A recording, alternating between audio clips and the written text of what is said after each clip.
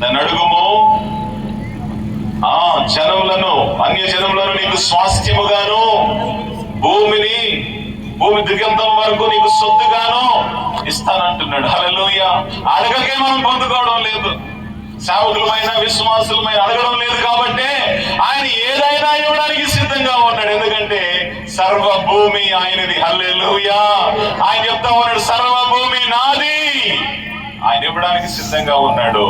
You have to be ready to receive it. You ask and receive it. అడిగి పొందుకోవాల్సిందిగా మనవి చేస్తా ఉన్నాను. ఈయన అడిగాడు. మొదటేమో నన్ను నిశ్చయముగా ఆశీర్వదించమన్నాడు. రెండోదిగా ఏమన్నాడంటే నా సరిహద్దులను విశాలపరచమన్నాడు. మూడోదిగా ఏమడుగుతున్నాడు? నీ చెయ్యి నాకు తోడుగా ఉండ దయచేయము. Praise Lord. నీ చెయ్యి నాకు తోడుగా ఉండ దయచేయి అంటే your hand should be with మీ.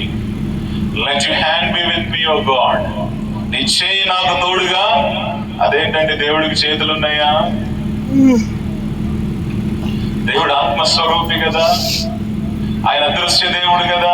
ఆయనకి చేతులు ఉన్నాయా అంటే ఉన్నాయి. దేవునికి స్తోత్రం. చెయ్యి దేనికి సాదృశ్యం అంటే బలానికి సాదృశ్యం. మనం చేసే ప్రతి పనులు కూడా most of the works we do it through our hands. మనం చేతులతో చేస్తాము. ఆయన బాహువు గురించి బైబిల్లో చాలా ప్రత్యేకంగా చెప్పబడింది. ఆయన బలమును గురించినటువంటి ఆ దృష్టాంతాన్ని మనం చాలా సార్లు పాత నిబంధనలో మనం చూస్తూ ఉంటాం, క్రొత్త నిబంధనలో కూడా మనం చూస్తూ ఉంటాం. అంటే మనం సంపాదించే సంపాదనలో, మనం జీవించే జీవితంలో ఏం కావాలంటే దేవుని హస్తము తోడుగా ఉండాలి. మనుషుల హస్తాలు ఉంటే నీకు ఆధారం లేదు, ఉండాలి కూడా. తోటి సహోదరుల చేతులు మన జీవితంలో ఉండాలి. ఎప్పుడు మనకి పుషప్ అనేది అవసరమే. కొన్నిసార్లు రాజకీయ నాయకుల యొక్క హస్తం కూడా ఉండాలి. కానీ నేను చెప్పేది ఏంటంటే ఈ యొక్క హస్తాలన్నీ కూడా there is a limited power in it. ఆ యొక్క హస్త బలాల్లో కొంచెము లిమిటేషన్స్ మనకు ఉన్నాయి. అన్ని బాగుంటే సహాయం చేస్తారు, అన్ని కూడా బిగడ జాయిగోతో సబ్ బిగడ గయ. Praise lord.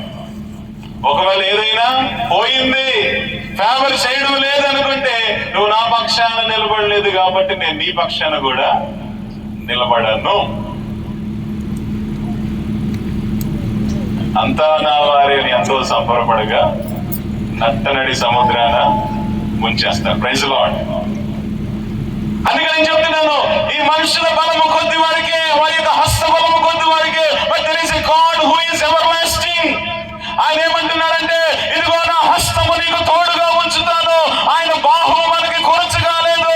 నిన్ను కాపాడడానికి, నిన్ను రక్షించడానికి, నీకు సహాయం చేయడానికి, నిన్ను ఉద్ధరించడానికి, నిన్ను పైకి లేవనెత్తడానికి ఆయన హస్తము నీకు ఎప్పుడు తోడుగా ఉంటుంది. గట్టిగా చెప్పండి కొడదాం.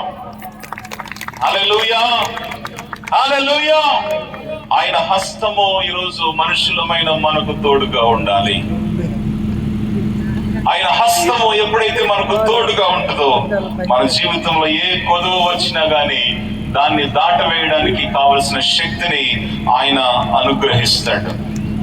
నిర్గమకాండము 33వ అధ్యాయం 15వ వచనం. మోషే అంటా ఉన్నాడు, నీ సన్నిధి రాని ఎడల ఎక్కడ నుండి మమ్మను తోడుకు. ప్రభువా, నీ బాహుబలము నాతో రాక